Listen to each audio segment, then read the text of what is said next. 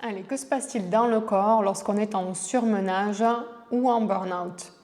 Pour comprendre ça, il faut d'abord comprendre le fonctionnement du système nerveux autonome. Et comme son nom l'indique, son fonctionnement se fait en dehors de votre conscience, de manière autonome, et vous n'avez pas le contrôle dessus. Ce système nerveux, il a pour fonction de vous maintenir en vie et pour ce faire, il va utiliser 3 différents états qui vont chacun impacter votre manière de voir le monde, de vous sentir et de réagir à la vie. Pour mieux imager ces 3 états, je vous invite à visualiser un feu de signalisation avec ces 3 couleurs, le vert plutôt en bas, le orange et le rouge en haut.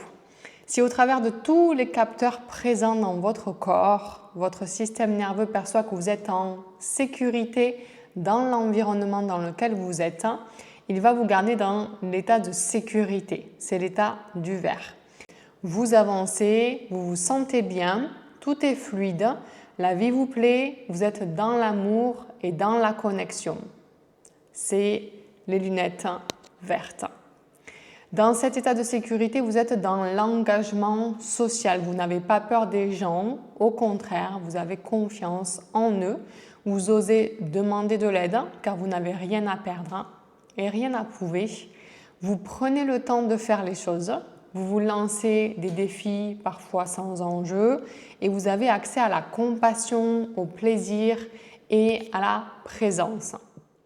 Si au contraire votre système nerveux perçoit dans votre environnement un danger moyen autour de vous, il va activer l'état d'insécurité correspondant à la couleur orange du feu de signalisation. Quand vous êtes dans cet état, vous pouvez ressentir de la colère, de la haine, de la frustration, de l'injustice, de la méfiance et être en vigilance. C'est le fameux état no pain, no gain. Vous êtes dans le combat, dans l'effort, dans l'agressivité physique et verbale. Il n'y a aucun repos, vous n'aimez pas l'immobilité et vous faites les choses en général dans l'urgence. C'est aussi l'état de la procrastination active. Vous faites tout sauf ce que vous devez vraiment faire d'important. Dans cet état, vous pouvez ressentir des douleurs physiques généralement chroniques, surtout dans le dos, avoir des problèmes digestifs comme des diarrhées, les mâchoires serrées, la respiration plutôt saccadée et le rythme cardiaque élevé.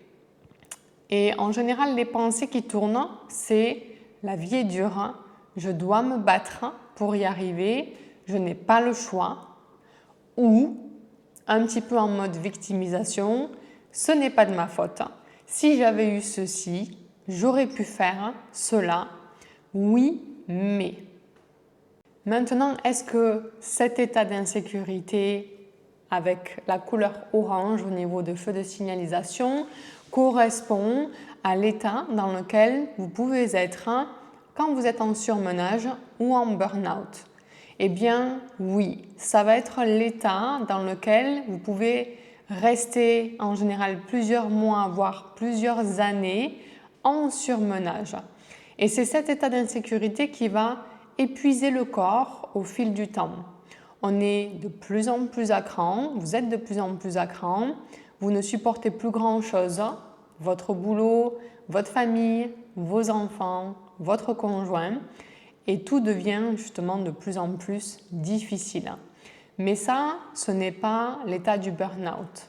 Le burn-out, c'est le 3e état du système nerveux qui est l'effondrement dont on a parlé dans l'émission de la semaine dernière.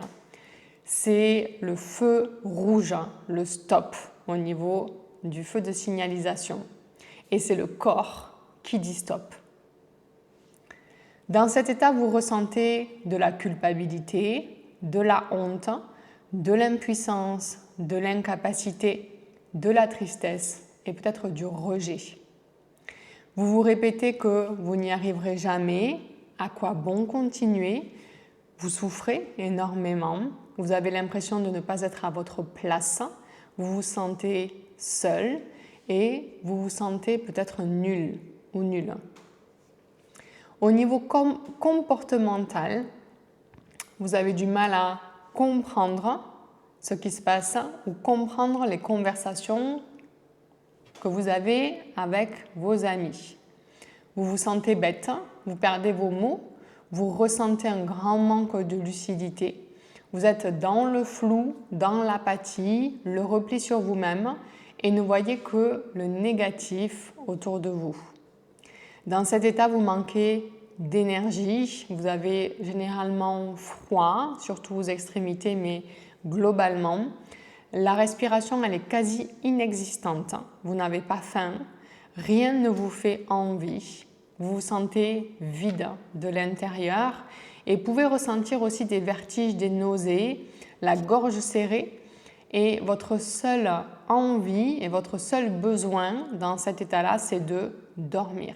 C'est un réel état de détresse que malheureusement les personnes autour ne comprennent pas, mais que vous aussi, si vous êtes dans cet état-là, en général, vous ne comprenez pas ce qui vous arrive et vous subissez complètement cet état-là. Dans cet état, ce qui est important de comprendre pour les personnes qui vivent le burn-out ou pour les personnes qui vivent avec ces personnes-là, c'est que dans l'état du dorsal, dans l'état de l'effondrement, l'état du burn-out justement, il est impossible pour cette personne de demander de l'aide. Parce que dans cet état, tout vous paraît dangereux. Le monde en général vous paraît dangereux, les gens qui vous entourent vous paraissent dangereux et la seule chose qui vous paraît être la bonne solution, c'est de rester seul et de vous cacher, de vous isoler. Si vous vous reconnaissez dans le mode surmenage, insécurité, une des clés non négligeables pour vous sentir mieux, ce sont vos relations. Priorisez les relations qui vous font vous sentir bien, serein et qui vous aident à revenir dans un état de sécurité, d'amour, de lien et de connexion. Ces relations qui vous remontent le moral. Et plus vous aurez accès à cet état de sécurité, moins vous resterez bloqué justement dans l'état d'insécurité. Si vous vous reconnaissez dans l'état de danger et de burn-out, gardez espoir et dites-vous que ça ne va pas durer parce que ce n'est qu'un état de votre système nerveux qui n'est pas permanent et qui peut changer. On change des milliers de fois normalement dans la journée d'état entre ces trois états entre autres. Donc ce n'est qu'un état dans lequel votre système nerveux est bloqué pour le moment, mais vous pouvez en sortir. Pour ça, la première chose à faire, c'est de respecter cet état dans lequel vous êtes et d'offrir ce dont votre corps vous réclame, du repos et du repos.